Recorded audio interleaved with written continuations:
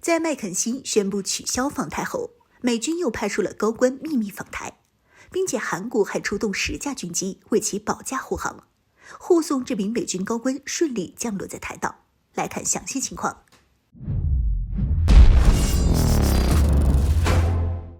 Hello， 各位老铁，大家好，欢迎收看本期迷彩虎，我是虎妞。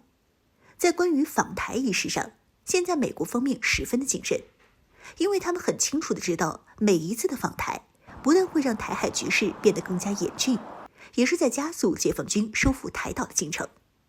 自从去年的佩洛西访台之后，解放军就将对台巡航变成了常态化，每天都要去台岛上空打卡，1年下来从不间断，并且在巡航过程中不但越过了所谓的海峡中线，出动的战机数量和性能也是越来越强大，现在已经变成了歼16、歼20、轰 6K 等一系列先进飞机了。其中歼20更是公开表示参与了对台巡航，但台当局却一次都没有发现歼20的身影。而在今年，刚刚接任佩洛西位置的麦肯锡也放话了，将会最早在2月份的时候开启对台湾的访问。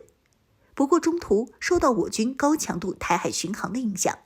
麦肯锡又取消了访台的计划，称目前还没有这个计划。没了麦肯锡的访台，台当局的态度瞬间就软化了，称两岸一家亲，希望大家能够通过和平的方式来解决问题。但美国也不可能就这么放弃的，因为出动 F-2 战机击落中国气球之后，美国现在在全世界都丢了脸。自家最顶尖的战机首秀，居然是花费数百万美元击落一个气球，这不找回场子，实在是说不过去。于是在近期再次开启了访台。不过这次的访台还是要保证自己的安全，因为中国前段时间在山东周边海域也直接击落了一个不明飞行物，万一自己坐飞机去访台，让人当不明飞行物给击落了怎么办？所以这次美国采用了双管齐下的方式。从表面上来看，韩国这次出动10架军机，分别为9架用于飞行表演的 T-50B 教练机和1架用于飞行保障 C-130运输机。这10架军机，韩国方面说是要降落在台岛的高雄机场上进行补给，然后再前往墨尔本参加澳大利亚国际航展。与此同时，美军有高官也秘密到达了台岛。据悉，这位高官是五角大楼助理副防长蔡斯，是自从拜登当上总统后窜犯台湾的美军最高级别官员。虽说五角大楼拒绝对此事进行评论，但从此人的身份访台来看，无疑是在挑衅我国。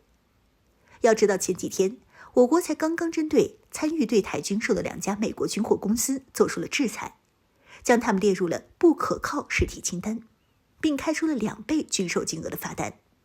按照初步统计，这笔罚金可能高达150亿美元，并且必须在15天内交齐，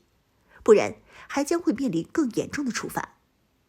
虽说目前还没有传出这2家公司已经交齐罚款的消息，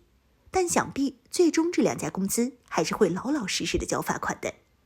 因为一旦违约，不光是这2家公司，就连美国都要受到很大的损失。既然制裁了对台军售的企业，这代表我国也准备出手针对岛内的某些人了，这些人自然也很慌。所以美军为了安抚一下这些人，同时也为了找回自己丢掉的场子，美国便派出美军高层来窜访台湾。